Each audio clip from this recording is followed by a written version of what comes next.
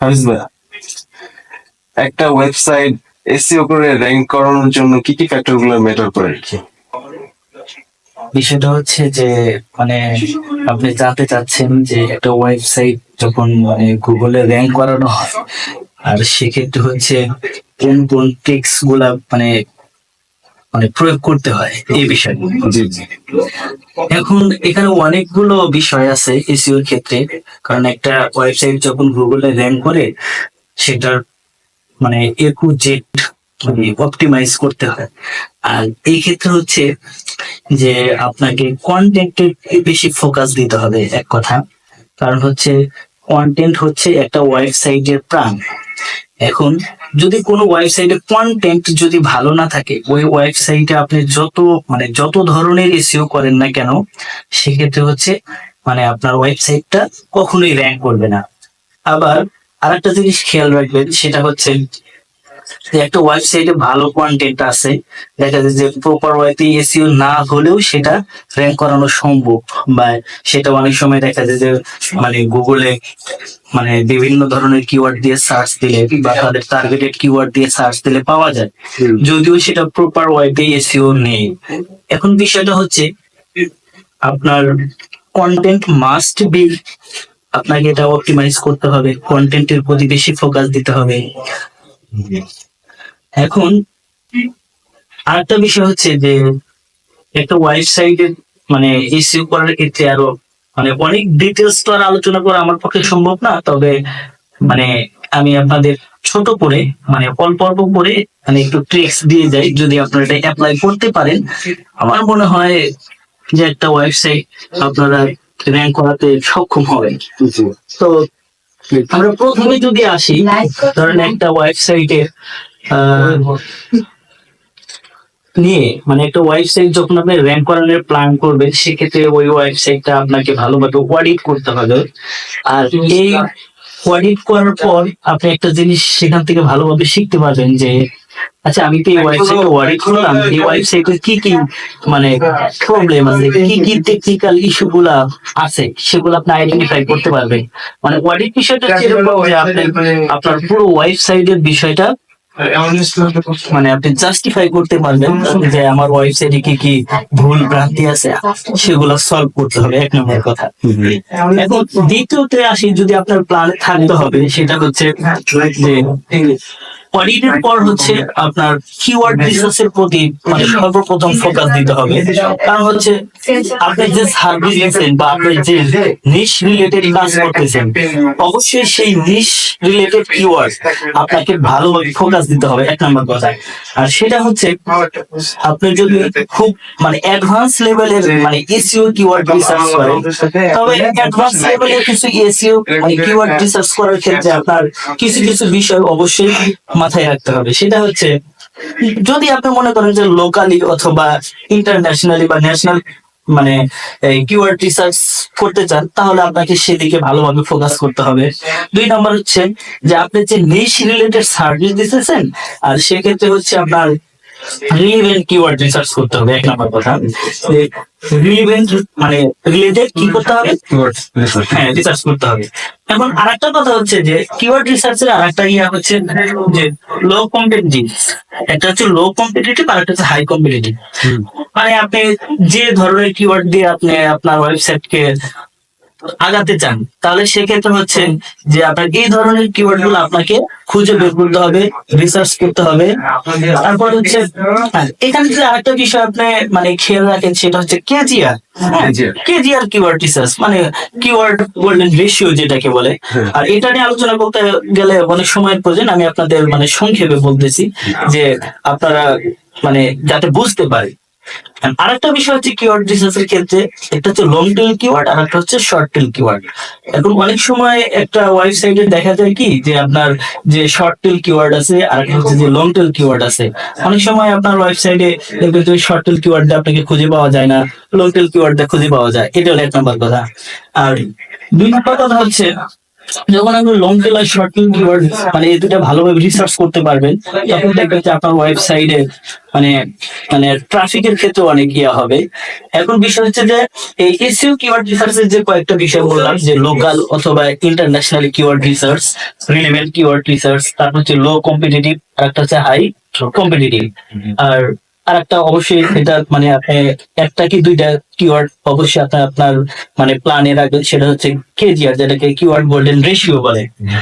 আর long tail, আর একটা হচ্ছে কি শর্ট টেল কিওয়ার্ড। এই কয়েক প্রকার যদি কিওয়ার্ড আপনি ভালোভাবে রিসার্চ করতে পারেন মানে আপনার ওয়েবসাইটের জন্য, মানে একটা প্রাথমিক একটা প্ল্যান থাকবে, তাহলে আপনার মানে এই ওয়েবসাইটটা মানে কিভাবে গ্রো করতে চান এটা একটা মানে প্রাথমিক প্ল্যান আপনি পাবেন।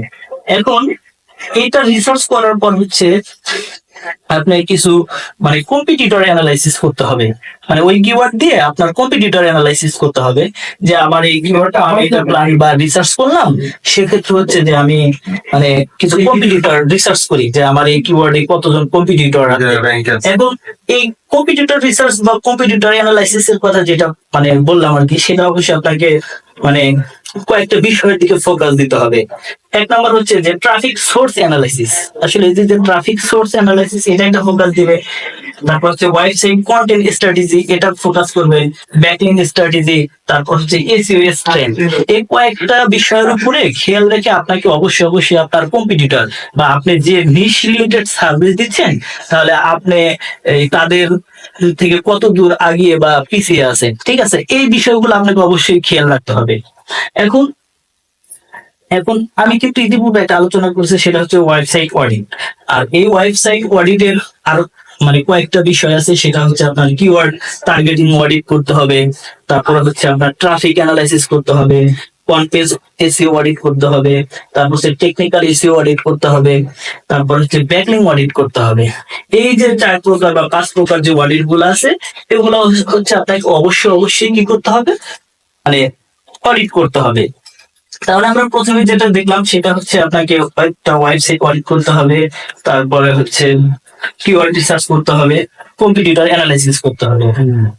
এবং আর একটা ফ্যাক্টর যদি আমি আপনাকে বলি, সেটা হচ্ছে অবশ্যই আপনাকে ওয়ান পেজ, যখন আপনি একটা ওয়েবসাইট বিল্ড করবেন, ওয়ান পেজে কিন্তু অবশ্যই অবশ্যই সেখানে আপনাকে কন্টেন্ট অপটিমাইজ করতে হয়। আর কন্টেন্ট অপটিমাইজ এমন একটা বিষয়, যদি আপনার একটা ওয়েবসাইটে কন্টেন্ট না থাকে, যদি প্রপার ওয়াইজে ওয়ান পেজ মানে করতে না পারে, তাহলে সেক্ষেত্রে দেখা যাবে পেজটা কিন্তু র্যাঙ্ক করবে না গুগলে। কারণ এখানে আমি আরেকটা কথা বলে রাখি, একটা আরেকটার সাথে ইন্টার কানেক্টেড, ইন্টার রিলেটেড। আপনি একটা খুব ভালো করছেন আর একটা হচ্ছে না, তাহলে সেক্ষেত্রে কিন্তু মানে আপস ডাউন হবে, হ্যাঁ, মানে র্যাঙ্কটা ফলপ্রসূ হবে।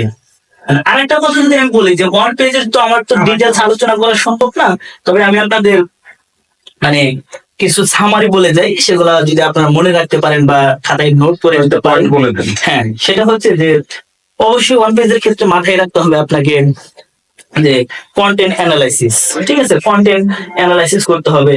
তারপর হচ্ছে ইউআরএল অপটিমাইজেশন করতে হবে, স্মার্ট এন্ড এসইও টাইটেল। আপনাকে যে আমরা টাইটেলটা দিই ওয়ান পেজের ক্ষেত্রে, সেক্ষেত্রে অবশ্যই টাইটেলটা যেন আপনার কি হয়, একদম স্মার্ট মানে অ্যাডভান্স লেভেলের একটা টাইটেল হয়।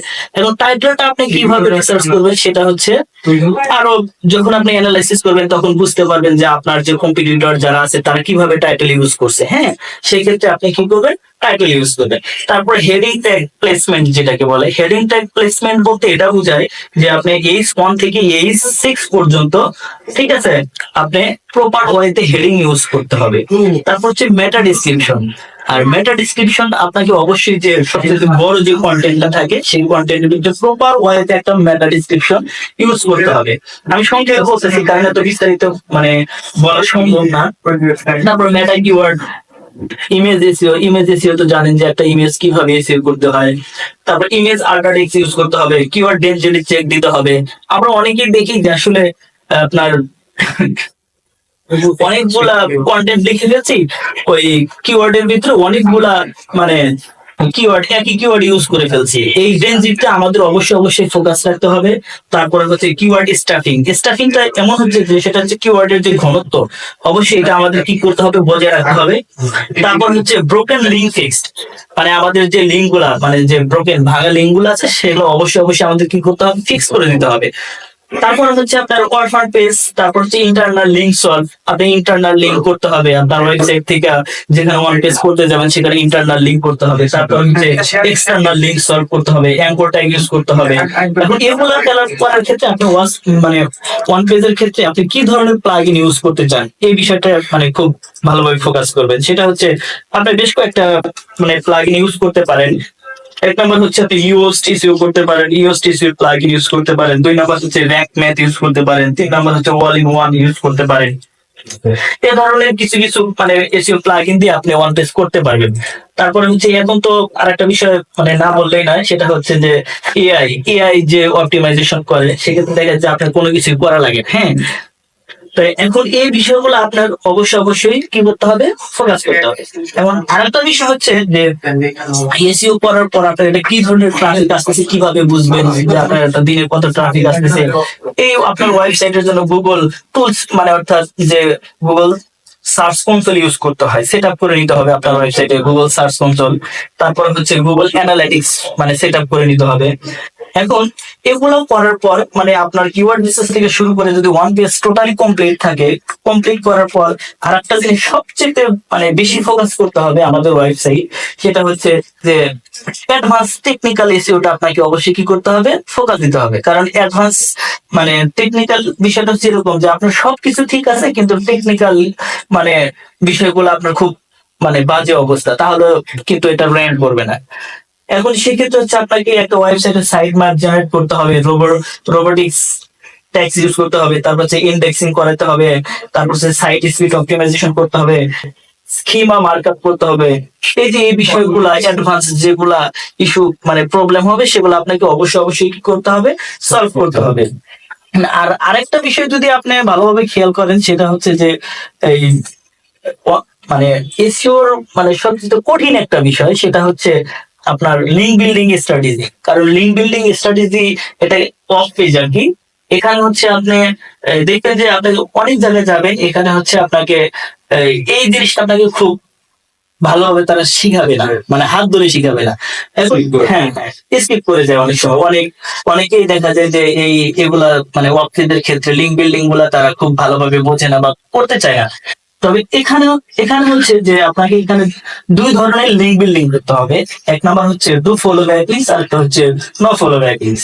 এখন এই ডু ফলো আর নো ফলোর ভিতরে অনেক প্রকার ব্যাকলিংস আছে, আপনারা এগুলো শিখে নেবেন। আর আমি জাস্ট আপনাকে সংক্ষেপে বলতে দিই, যাতে মানে এগুলা আপনার মানে আপনার মাথায় থাকে যে পরবর্তীতে কোনো কাজ করতে গেলে এগুলা যেন আপনি করতে পারেন। সেটা হচ্ছে যেমন আপনি অনেক ধরনের ব্যাকলিংস করতে পারবেন, web 2.0, profile backlinks, directory submission, social bookmarking, তারপর হচ্ছে image submission, video submission, guest posting, তারপর হচ্ছে বিজনেস লিস্টিং, আরএসএস ফিড, এই ধরনের অনেক মানে ব্যাকলিংস আপনাকে শিখতে হবে। তারপর হচ্ছে পিডিএফ সাবমিশন, তারপর হচ্ছে ফোরাম পোস্টিং, তারপর হচ্ছে ফ্রি গেস্ট পোস্টিং মানে free guest post backlinks, social media content post, তারপর হচ্ছে আর্টিকেল সাবমিশন। এ ধরনের অনেক প্রকার আপনি ব্যাকলিংস করতে পারবেন। এখন বিষয়টা হচ্ছে যে আপাতত যদি আপনি এই কয়েকটা মানে সেক্টর যদি ভালোভাবে আয়ত্ত করতে পারেন, সেক্ষেত্রে দেখা যাবে যে আপনি ম্যানুয়ালি একটা ওয়েবসাইটকে গুগলে র্যাঙ্ক করাতে সক্ষম হবে। তারপরেও আমি সর্বশেষ যে কথাটা বলতে চাই, সেটা হচ্ছে আপনাকে অবশ্যই কন্টেন্টের প্রতি ফোকাস রাখতে হবে। কারণ হচ্ছে আপনার যদি কন্টেন্ট ঠিক না থাকে, আপনার ওই ওয়েবসাইট কখনোই গুগলে র্যাঙ্ক করবে না। আর এখানে আরেকটা বিষয় হচ্ছে, অনেকেই ভাবে যে মানে এসইও যে বিষয়টা যে আমরা মনে হয় এমনি ইজিলি করতে পারবো। ঠিক আছে, আমি যে মানে সেকশন গুলোর কথা বলছি আপনি ইজিলি করতে পারবেন, কিন্তু কন্টেন্টের বিষয়ে এসে দেখবা কি যে অনেকে এসইও ভালো বোঝে কিন্তু কন্টেন্ট বোঝে না। আরে বাবা, এসইও যদি মানে আপনি যতই ভালো বোঝেন কিন্তু আপনাকে কি কন্টেন্টের প্রতি অবশ্যই ভালোভাবে কি করতে হবে, ফোকাস দিতে হবে। এখন এই যে এই কন্টেন্ট নিয়ে আমাদের বেশি স্টাডি করতে হবে, তাহলে দেখবেন যে আপনার জন্য কোনো ওয়েবসাইট গুগলে র্যাঙ্ক করানো মানে একদম ইজি হবে। ঠিক আছে, থ্যাংক ইউ ভাই।